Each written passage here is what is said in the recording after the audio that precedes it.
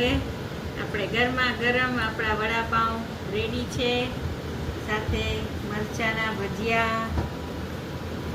ચાલો ખાવા. જો કેવા મસ્ત તમને બતાવું, અંદરથી પણ એકદમ સોફ્ટ, એકદમ તમને બહાર ખાવાની જવાની જરૂરત જ નહીં પડે. જો એકદમ મસ્ત. તો હવે આપણે વડાપાઉંમાં જે ડ્રાય ચટણી હોય એ બનાવીએ છીએ. તો એને માટે મેઇન ઇન્ગ્રીડિયન્ટ છે આ સૂકું ટોપરાનું ખમણ. જે સૂકું ટોપરુંનું છીણ આપણે જે મળે એ આપણે એડ કરશું. 8-10 લસણની કળી, પછી સિંગ દાણા છે અડધો વાટકો જેવો, અને આ મરચું અને મીઠું, એ બધાને આપણે ગ્રાઇન્ડ કરી લઈએ. હવે આપણે આ ગ્રાઇન્ડ કરી લીધું છે. આપણો આ જો સૂકી ચટણી એકદમ રેડી થઈ ગઈ છે. હવે આપણે એને આમાં એડ કરી લઈએ અને આને આપણે અઠવાડિયા 10 દી માટે સ્ટોર પણ કરી શકીએ.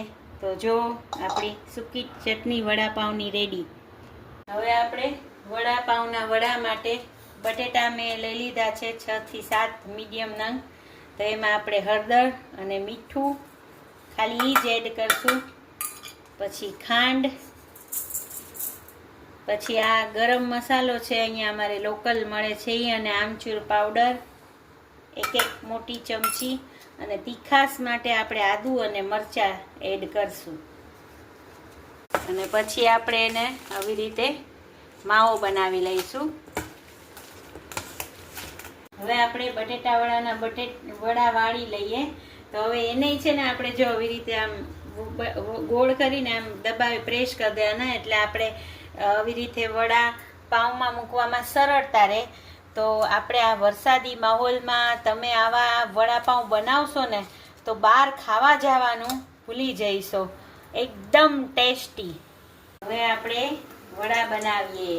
આ ચણાના લોટનું બેટર મેં સોડા, હળદર, મીઠું નાખીને બનાવી લીધું છે. હવે આપણે એમાં વડા બનાવીએ. હવે આપણા ગરમા ગરમ વડા ઉતરી ગયા છે, એકદમ બહાર જેવા જ. તમે એકવાર આ જરૂર બનાવજો. તમે આ બનાવશો તો તમે બહાર જવાનું ભૂલી જઈશો. એકદમ મસ્ત. હવે આપણે આ વડા બની ગયા છે. તો આપણે આ પહેલાં સૂકી ચટણી એડ કરશું પાઉંમાં. અને જો હવે આપણે આ વડું આવું હોય એટલે એકદમ ઇઝીલી આપણું વડું રહી ગયું. અને હવે આપણે એને જો આમ કાચે કાચું પણ ખાઈ શકી. આ મરચાંના ભજીયા પણ રેડી છે. અને હવે આપણે એને બટરમાં, હું એટલે ઘીમાં શેકીશ. આપણે શેકી લઈએ અને પછી આપણે ગરમા ગરમ સર્વ કરશું.